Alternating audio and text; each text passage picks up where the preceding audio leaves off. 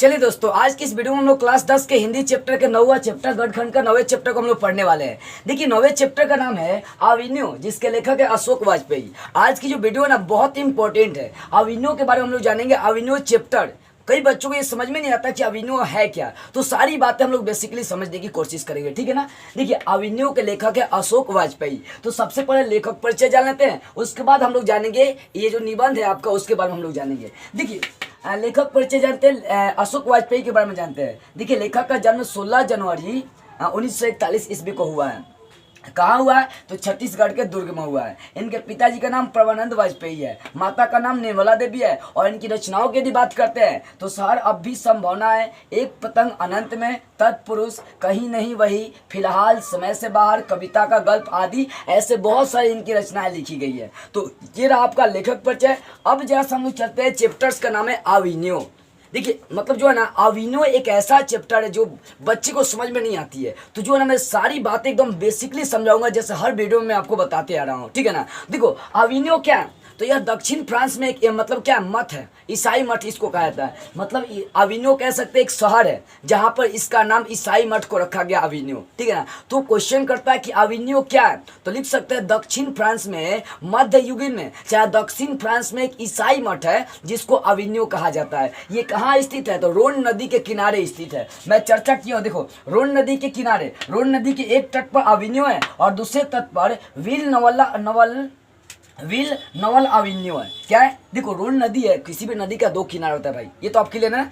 तो रोन नदी के पहले किनारे पर अविन्यो है, ठीक है ना, दूसरे किनारे पर क्या है विल नवल अविन्यो है। अब ये क्या है तो ये अविन्यो का एक नया शहर बना है, अभी फिलहाल में बना है। रोन नदी के पहले किनारे पर अविन्यो और दूसरे किनारे पर विल नवल अविन्यो है, ठीक है ना। ये क्या है तो यहाँ पर देखो कार्थुसियन समुदाय का एक ईसाई मठ है जिसको ला शत्रुजा का हम लोग नाम से जानते हैं। वो सारी बात हम लोग जानेंगे। पहली बात हम लोग देखते हैं, अविन्यो जो है ना दक्षिण फ्रांस में स्थित एक ईसाई मठ है जो रोन नदी के किनारे स्थित है। तो चैप्टर्स का नाम है अविन्यो। अविन्यो क्या है तो दक्षिण फ्रांस में एक ईसाई मठ है जो कहाँ स्थित है, रोन नदी के किनारे स्थित है। रोन नदी का दक्षिण फ्रांस में स्थित है। तो रोन नदी के किनारे अविन्यो क्या एक ईसाई मठ है जहाँ पर लेखक को मौका मिला था पहली बार जाने के लिए। इस अविन्यो में मतलब हर साल रंग समारोह होते रहता है और इस रंग समारोह में कई नाटककार, कई लेखक, कई मतलब फिल्मी दुनिया के बड़े बड़े एक्टर यहाँ पर आते हैं, हर साल होता है। मतलब अविन्यो जो है ना एक ऐसा दृश्य है, एक ऐसा मठ है जो सभी लोगों को अपनी ओर आकर्षित करता है। यहाँ पर लेखक आए थे, मतलब इनको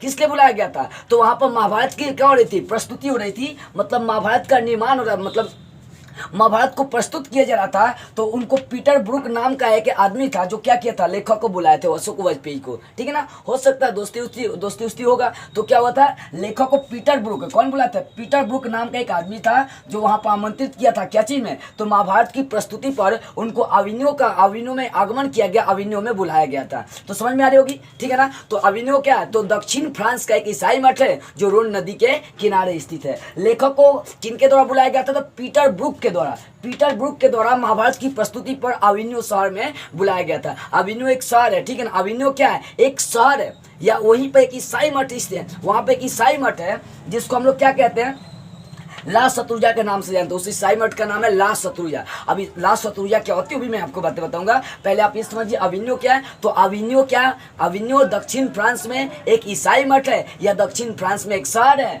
जो रोन नदी के किनारे बसी हुई है, ठीक है ना। रोन नदी के किनारे रोन नदी के किनारे दो तरह का शहर है, पहला अविन्यो है, दूसरा विल नवल अविन्यो है। तो रोन नदी के जो पहला किनारे है, रोन नदी के पहले किनारे पर अविन्यो शहर स्थित है और उसके दूसरे किनारे पर विल नवल अविन्यो शहर स्थित है, ठीक है ना। तो अविन्यो शहर मतलब अविन्यो जो है ना क्या है दक्षिण फ्रांस का एक ईसाई मठ है जो रोन नदी के किनारे बसा हुआ है। लेखक को वहां पर जाने का मौका मिला था पीटर ब्रूक के द्वारा, मतलब पीटर ब्रूक के द्वारा महाभारत की प्रस्तुति पर इनको अविन्यो में बुलाया गया था, आगमन किया गया था। देखो अविन्यो चाहे ला शत्रुजा, ये दोनों क्या, अविन्यो एक शहर है, ठीक है ना, वहीं पर एक ईसाई मठ स्थित है। तो अविन्यो एक शहर है जहाँ पर ईसाई मठ स्थित है जो रोन नदी के किनारे बसा हुआ है, ठीक है ना। इतनी बात आप समझिएगा। अविन्यो क्या शहर है और अविन्यो के जो पहले के रोन नदी के जो पहला किनारा वहाँ पर अविन्यो है और दूसरे किनारे पर विल नवल अविन्यो है, मतलब अविन्यो का एक नया शहर वहाँ पर बसा हुआ है, ठीक है। तो महाभारत की प्रस्तुति पर लेखक को अविन्यो में आगमन किया गया था, पीटर ब्रूक के द्वारा उनको बुलाया गया था।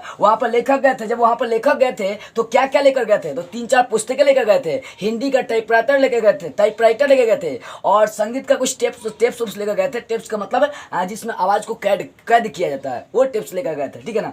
तो जब ये अविन्यो में गए तो क्या क्या लेकर गए थे, तो 3-4 बुक लेकर गए थे, हिंदी का टाइपराइटर लेकर गए थे, टाइप उप करने वाला, और संगीत का कुछ टेप्स लेकर गए थे, संगीत को सुनने वाला, चाहे आवाज़ को कैद करने वाला, इसको कह सकते हैं। इतनी सारी चीज़ें वो क्या किए थे, अविन्यो में लेकर गए थे। देखो, तो जब अविन्यो में गए थे उनको बुलाया गया था पीटर ब्रूक के द्वारा, मतलब महाभारत की प्रस्तुति पर लेखक को बुलाया गया था। तो अविन्यो जो शहर है वो रोन नदी के किनारे पर स्थित है, और रोन नदी जो होती है उसके पहले किनारे पर अविन्यो शहर है और दूसरे किनारे पर विलनॉल अविन्यो शहर स्थित है। अब देखो, विलनॉल अविन्यो जो शहर है ये क्या है, तो अविन्यो का एक नया शहर बना हुआ है, ठीक है ना। यहाँ पर कार्थुसियन समुदाय का एक ईसाई मठ है जिसको हम लोग कहते हैं यहाँ पर, ठीक है ना। कार्थुसियन समुदाय का क्या ईसाई मठ है, जिसका नाम पर उस ईसाई मठ का नाम है ला शत्रुंजा। क्या है उसका नाम, ला शत्रुंजा। अब ला शत्रुंजा कोई शहर नहीं है, वो एक इमारत है, एक घर है। ला शत्रुंजा पूछता है कि क्या है, तो ला शत्रुंजा एक इमारत है, एक घर है, वो ईसाई मठ है, ठीक है ना। मठ कैसे बनता है, घरे उड़े से ना बनता है। कभी मठ उठ पर गए हैं, गाना सुने होंगे, अब तो हम ना रहम मौगी करिए अठ पर, जाके रहम मठ पढ़ना।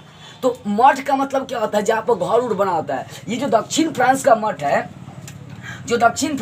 है, उस जो ईसाई मठ है उसको ला शत्रुंजा के नाम से यहाँ पर जाना गया है, ठीक है ना। ये अविन्यो एक शहर है, ठीक है ना, और इसी शहर में, क्योंकि इसी का नया शहर ये बना है, तो इसी शहर में ईसाई मठ स्थित है, जो कहाँ स्थित है, रोन नदी के किनारे स्थित है। कौन, अविन्यो। तो अविन्यो क्या है, तो अविन्यो दक्षिण फ्रांस का एक शहर है जहाँ पर ईसाई मठ है, जो रोन नदी के किनारे बसा हुआ है। तो रोन नदी के पहले किनारे पर अविन्यो, रोन नदी के दूसरे किनारे पर विलनॉल अविन्यो है, ठीक है ना। तो यहाँ पर विलनॉल अविन्यो का एक नया शहर है, ठीक है ना। वहीं पर कार्थुसियन समुदाय का ये ईसाई मठ स्थित है, जिसको ला शत्रुंजा के नाम से जानते हैं। अब क्वेश्चन करता है ला शत्रुंजा क्या है, तो देखो बाबू, ला शत्रुंजा एक इमारत है, एक घर है, जहां पर मतलब 2-2 रूम का एक चैम्बर बना है, एक चैम्बर बना है, मतलब 2-2 रूम मिला के खड़े रूम बना दिया गया है। उसमें तरह तरह के गेट है, रसोई घर है, स्नान घर है, पीछे से क्या आंगन भी है ला शत्रुंजा में, ठीक है ना। और वहाँ पर जो संत उन जाते हैं, चाहे जो भी यहाँ से बाहरी लोग जाते हैं, वहाँ पर उनको हफ्ते में कम से कम 5 दिन इच्छा अनुसार सरकार की तरफ से खाना खिलाई जाती है, और उसके बाद 2 दिन जो होता है अपने अनुसार आप खाना वाना बनाकर खा सकते हैं, ठीक है। तो ला शत्रुंजा जो है ना, लेखक कहते हैं कि ला शत्रुंजा अपने आप एक मनमोहक दृश्य है। यहाँ पर लोग जाने के बाद मतलब ये एक इतना ना शांत माहौल है कि लेखक यहाँ पर गए ना ला शत्रुंजा में, इनको 1994 ईस्वी में जाने का मौका मिला था। फ्रेंच सरकार के द्वारा इनको मतलब बुलाया गया था, वहाँ पर रंग समारोह में इनको बुलाया गया था। देखो, अविन्यो मतलब वहीं पर अविन्यो में आपका ये ईसाई मठ मतलब ला शत्रुंजा स्थित है, कहाँ, रोन नदी के दूसरे किनारे पर स्थित है ला शत्रुंजा। तो इनको रंग समारोह में फ्रेंच सरकार के द्वारा लेखक अविन्यो को बुलाया गया था। लेखक वहाँ पर गए थे तो हिंदी का टाइपराइटर 3-4 को बुक लेकर गए थे, संगीत का कुछ टेप्स भी लेकर गए थे वहाँ पर, ठीक है। वहाँ पर लेकर गए थे 19 दिन के लिए गए थे लेखक वहाँ पर। तो 19 दिन के लिए गए थे तो वहाँ पर 35 को कविताएं 19 दिन में, या 27 को गद्य लिख दिए थे। अब सोचिए, एक कविता लिखने के लिए लेखक को मतलब यहाँ पर 1 महीने 2 महीने लग जाते थे। लेकिन ला शत्रुंजा एक इतना ना शांत माहौल था कि लेखक वहाँ पर जाकर 19 दिन में 35 को कविता लिख डालते हैं और 27 को गद्य की रचना कर देते हैं। कहाँ पर, ला शत्रुंजा में। तो ला शत्रुंजा में 1994 ईस्वी में लेखक को फ्रेंच सरकार के द्वारा वहां पर बुलाया गया था, जाने का मौका मिला था। वहां पर लेखक जो थे ना 19 दिन रहे थे, ठीक है ना, और 19 दिन रहकर 35 कविताएं और 27 गद्य की उन्होंने रचना किए थे। क्या किए थे, गद्य की रचना किए थे। और लेखक अविन्यो में क्या क्या लेकर गए थे, तो बता ना, हिंदी का टाइपराइटर लेकर गए थे, 3-4 किताब लेकर गए थे, और संगीत का टेप्स लेकर गए थे, ठीक है। उसके बाद देखो, ये बातें समझ, ला शत्रुंजा क्या, अविन्यो समझ में आ गई। अविन्यो दक्षिण फ्रांस का एक शहर है जहाँ पे एक ईसाई मठ स्थित है, जिसको ला शत्रुंजा का नाम से जानते हैं। ये रोन नदी के किनारे स्थित है, और रोन नदी के पहले किनारे पर अविन्यो शहर है, दूसरे किनारे पर विलनॉल अविन्यो है, जो अविन्यो का नया शहर कहा जाता है। अब यहाँ पर कार्थुसियन समुदाय का एक ईसाई मठ है जिसको ला शत्रुंजा कहते हैं। ला शत्रुंजा क्या है, कि इमारत है जिसमें 2-2 रूम का एक चैम्बर है, उसमें स्नान घर, रसोई घर है, पीछे से आंगन भी है। वहाँ पर जो भी लोग आते हैं बाहर से, सरकार की तरफ से, फ्रांस सरकार की तरफ से 5 दिन मतलब हफ्ते में 5 दिन फ्री में खाना होना इच्छा अनुसार खिलाई जाती है, ठीक है। उसके बाद क्या है, 1994 में लेखक को ला शत्रुंजा में जाने का मौका मिला था। वो 19 दिन के लिए वहां पर गए थे, और वहीं पर 35 कविताएं और क्या 27 गद्य की इन्होंने रचना किए थे। मतलब ला शत्रुंजा अपने आप में एक बहुत ही शांत माहौल है, ठीक है। अब देखो, लेखक अभिनव में जानते हैं क्या क्या लिखा गया था, अभी बताए थे, ठीक है ना। क्या लिखा गया था, 3-4 किताब और हिंदी का टाइपराइटर, संगीत का कुछ टेप्स लिखा गए थे, ठीक है। अब देखो इसमें कविता लेखक यूज किया, प्रतीक्षा करते हैं पत्थर। लेखक जब रोन नदी के किनारे बैठे थे तो तरह तरह की कोरी कल्पना करते हैं। पहली वो कहते हैं प्रतीक्षा करते हैं पत्थर, पत्थर की ओर जब उनका ध्यान जाता है तो सोच में पड़ जाते हैं कि आखिर ये पत्थर किनका इंतजार कर रहे हैं। ये कभी विचलित नहीं होती है, ये ना तो धूप से विचलित होती है, ना तो बारिश से विचलित होती है, एकदम मतलब हर परिस्थिति में खड़ी रहती है, जैसे लग रहा है कि किसी का इंतजार कर रहा हो। तो प्रतीक्षा करते हैं पत्थर से लेखक हमें यही बताना चाहते हैं कि चाहे मनुष्य के जीवन में कैसी परिस्थितियां क्यों नहीं आए, मनुष्य को हमेशा पत्थर के समान एकदम धैर्यवान होना चाहिए, मतलब प्रतीक्षा करनी चाहिए, समस्याएं अपने आप टल जाएगी। तो देखो यहाँ पर जो कविता यूज हुआ है, प्रतीक्षा करते हैं पत्थर, इस निबंध में यूज किया गया लेखक के द्वारा, प्रतीक्षा करते हैं पत्थर। इस कविता में हमको यही जानना है कि जो पत्थर होते हैं वो एकदम निर्भीक होकर, गर्मी हो चाहे ठंडी हो चाहे बरसात हो चाहे कुछ भी हो, हमेशा जो है ना जैसे लगता है किसी का इंतजार कर रहे हैं। मतलब इसी प्रकार क्या करते हैं वो, क्या करे, इंतजार कर रहे हैं किसी ना किसी का। अब हम लोग भी क्या करते हैं, किसी ना किसी का इंतजार करते हैं। अब कौन लड़की बुला लेते हैं, इंतजार करेंगे एकदम पूरा, वो आवे चाहे नहीं है, एकदम उसके इंतजार में बुलाएगी। मान लो 2 बजे बुलाते हैं, हम लोग 10 बजे से जाकर वहाँ पे एकदम क्रीम रूम मार के पूरा अगोर के रहते हैं। तो लेखक कहते हैं कि इंतजार करनी चाहिए, जैसे लगता है पत्थर क्या कर रहा है, इंतजार कर रहा है किसी का। तो उसी प्रकार मनुष्य के जीवन में अनेक मतलब क्या होती है, परिस्थितियां आती हैं, अनेक समस्याएं आती है। मनुष्य को क्या करनी चाहिए, इंतजार करनी चाहिए, धैर्यवान होनी चाहिए। जैसे पत्थर हमेशा धैर्य रखे रहता है कि एक ना एक दिन ये सारा समस्या खत्म हो जाएगा, ठीक है ना। उसी प्रकार मनुष्य को धैर्य रखनी चाहिए कि जिस प्रकार ये समस्याएं हैं ये समस्या उसी तरह से फिर वापस चली जाएंगी, ठीक है ना। देखो कोई भी वस्तु अगर आ रही है तो जाने का भी उसका समय होता है, आने का समय तो जाने का समय। यदि मनुष्य आया तो भी जाएगा, उसका भी समय। समस्याएं आ रही है तो वो क्या, वो भी जाएगा, लेकिन वो समस्याएं आना जो है ना हमें विकसित करती है, समस्याएं आती है तभी हमें विकसित करती है। तो लेखक कहते हैं कि पत्थर की तरह हमें धैर्यवान होनी चाहिए। पत्थर जैसा लगता है कि हमेशा किसी ना किसी का इंतजार करते रहता है, वो गर्मी बरसात ठंडी सब सहकर किसी ना किसी का इंतजार करती है। उसी प्रकार मनुष्य को हर दुख हर समस्याएं झेलकर मतलब धैर्यवान होनी चाहिए और उस समस्या को जाने का प्रतीक्षा करनी चाहिए, ठीक है। और उसके बाद है मानवीय जीवन से पत्थर। अब देखो जो पत्थर है, पत्थर लेखक जो है ना मनुष्य से तुलना करते हैं। पत्थर और मनुष्य का क्या संबंध है यही बताना चाहते हैं इस कविता के माध्यम से। तो लेखक यही कहते हैं कि पत्थर किसी ना किसी का इंतजार कर रहे हैं, धूप गर्मी बरसात सब सहकर वो किसी ना किसी का इंतजार कर रहे हैं। इसका मतलब है मनुष्य को भी क्या करनी चाहिए, हर समस्याएं झेलकर उस समस्या का खत्म हो जाने का इंतजार करनी चाहिए। अभी नहीं है कि मान लीजिए जीवन में कौन समस्या आएगा चुपचाप जगह खनाता ले रहे हैं, तो ऐसे समस्या नहीं खत्म होगा। उससे लड़ो, उस समस्या को खत्म करने के मतलब देखो समस्याएं जीवन में आ रही है तो उससे संघर्ष करो, स्ट्रगल करो, उसको दूर करो। क्योंकि जो इंसान समस्याओं से संघर्ष नहीं करता है समस्या उसे ही खा जाती है, और जो इंसान समस्याओं से संघर्ष करता है वो इंसान समस्या को ही खा जाता है। समस्या बड़ी नहीं है, वो 2-4 दिन के लिए आती है, और मतलब 2-4 दिन के लिए आती है, और वही 2-4 दिन आपको निखार के चला जाता है, पूरी तरह से डेवलप करके चला जाता है। इसलिए समस्याओं से भागना नहीं कभी। तो वही लेखक कहते हैं कि मानवीय जीवन से पत्थर की कुछ समानताएं हैं। समानताएं का मतलब पत्थर भी इंतजार करता है और मनुष्य भी इंतजार करता है, पत्थर भी धैर्यवान है और मनुष्य भी धैर्यवान है। मतलब पत्थर धैर्य रखा है हर मतलब गर्मी बरसात मौसम में, उसी प्रकार मनुष्य भी धैर्य रखे रहता है। जीवन में बड़ी बड़ी समस्या आती है फिर भी मनुष्य जो है ना मतलब जैसे लगता है कि वो किसी का इंतजार कर रहा है। तो पत्थर भी इंतजार कर रहा है, मनुष्य भी इंतजार कर रहा है, पत्थर भी धैर्यवान है, मनुष्य भी धैर्यवान है, ठीक है ना। उसके बाद और भी कुछ समानता देख सकते हैं। और कुछ समानता क्या है कि पत्थर भी इंतजार कर रहा है, मनुष्य भी इंतजार कर रहा है, और पत्थर क्या है, पत्थर भी धैर्यवान है, मनुष्य भी धैर्यवान है। यही 2 समानता होगी इनमें। और देखो इनमें विषमता क्या हो जाएगी कि मनुष्य भगवान के सामने अपना सर झुकाता है, लेकिन पत्थर जो है ना भगवान के सामने पत्थर नहीं सिर अपना नहीं झुका सकता है। और जो पत्थर होते हैं वो किसी से कुछ कह नहीं सकते, लेकिन मनुष्य कुछ कह सकते हैं। पत्थर भगवान से कुछ मांग नहीं सकते हैं, लेकिन हम लोग भगवान से मांग सकते हैं। हम लोग का दिल पसीजता है, लेकिन पत्थर का दिल नहीं पसीजता है, क्या उसके पास दिल नहीं होता है ना। उसके पास भी दिल होता है तो वो भी कोनो को पटाने के चक्कर में लग जाता है। देखो तो समझ में आई, मानवीय जीवन से पत्थर की समानता और विषमता दोनों आपको समझाना था। तो समानता क्या है, तो पत्थर भी इंतजार करते हैं, मनुष्य भी इंतजार करते हैं। वो हर दुख सुख सहकर किसी ना किसी का इंतजार करता है, तो मनुष्य भी अनेक समस्याएं झेलकर कौन ना कौन का इंतजार करता है। अब क्या है, पत्थर धैर्यवान है तो मनुष्य भी धैर्यवान है, ठीक है ना। ये 2 समानता हो गया। अब विषमता देखी जाए दोनों में, तो पत्थर जो होता है ना कभी किसी के सामने सर नहीं झुकाते हैं, लेकिन मनुष्य झुका सकता है। पत्थर के पास दिल नहीं है, मनुष्य के पास दिल है, ठीक है ना। समझ में आ रही है सारी बातें। तो पत्थर और मनुष्य में यही समानता और विषमता है, ठीक है। अब देखो लेखक नदी के तट पर बैठकर एक विनोद कुमार शुक्ल की कविता याद करते हैं।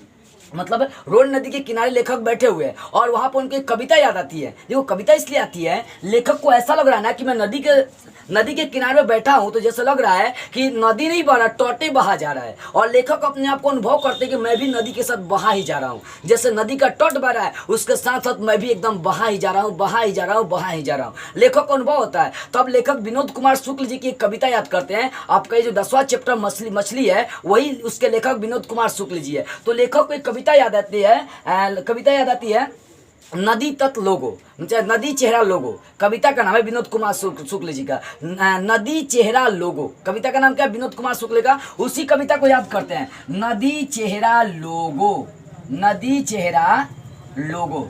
इसी कविता को लेखक याद करते हैं। इसमें विनोद कुमार शुक्ल जी बताए थे कि नदी के पास रहकर मनुष्य अपने आप को नदी के जैसा ही समझने लगता है, नदी के साथ ही प्रवाहित होने लगता है। विनोद कुमार शुक्ल जी की एक कविता याद आती है। किनको याद आती है? तो अभिनव का मतलब लेखक वाजपेयी को याद आती है, ठीक है ना, अशोक वाजपेयी को याद आती है। तो नदी के तट पर लेखक को किसकी याद आती है? तो विनोद कुमार शुक्ल जी की कविता याद आती है। लेखक विनोद कुमार शुक्ल जी उसमें बताए थे कि मनुष्य यदि तट के पास रहेगा तो वो तट ही बन जाता है, नदी के जैसा ही अपने आप को बना हुआ समझने लगता है। नदी और कविता में क्या समानता है? देखो, नदी और कविता में बहुत तरह की समानताएं हैं। नदी क्या है? अपने आप में परिपूर्ण है। मतलब नदी जो है ना, अपने आप को, नदी के किनारे पे यदि कोई बैठा हो तो ऐसा लगता है कि नदी के साथ वो बहा जा रहा है। तो कविता के साथ भी यदि मनुष्य बैठे तो वो कविता में ही बह जाता है। तो यही समानता है कि नदी के पास मनुष्य बैठेगा तो मनुष्य नदी में बह जाता, नदी में बहने के समान मतलब अनुभव करने लगता है। और कविता की दुनिया में यदि वो प्रवेश करता है तो कविता में ही अपने आप को बहना क्या करता है? महसूस करने लगता है। अब नदी में क्या होती है?